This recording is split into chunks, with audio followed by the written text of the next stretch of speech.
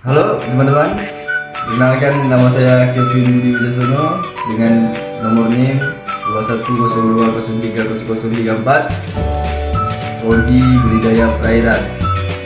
Baiklah, saya akan menjelaskan tentang bagaimana sistem peredaran darah pada ikan.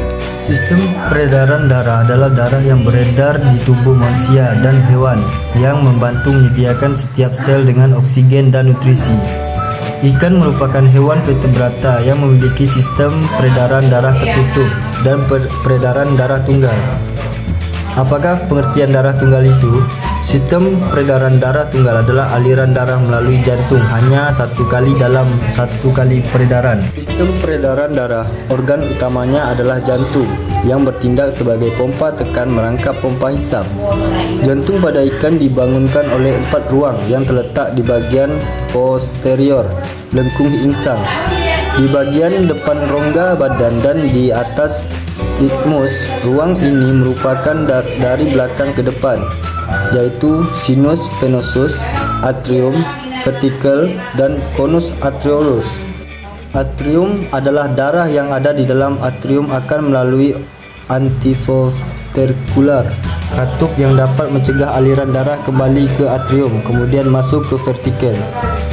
Ventricle adalah menerima darah yang disalurkan atrium lalu dipompa menggunakan aorta ventral ke insang kemudian dibiarkan ke seluruh tubuh.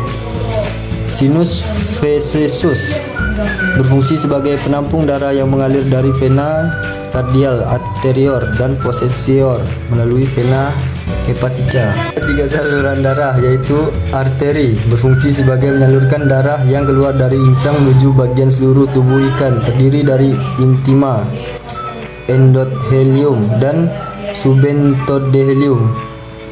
Vena berfungsi sebagai pembuluh darah balik yang alirannya menuju jantung, dan dinding vena yang sangat elastis mampu memompa darah menuju jantung. Kapiler insang merupakan tempat percabangan saluran darah pada tubuh ikan.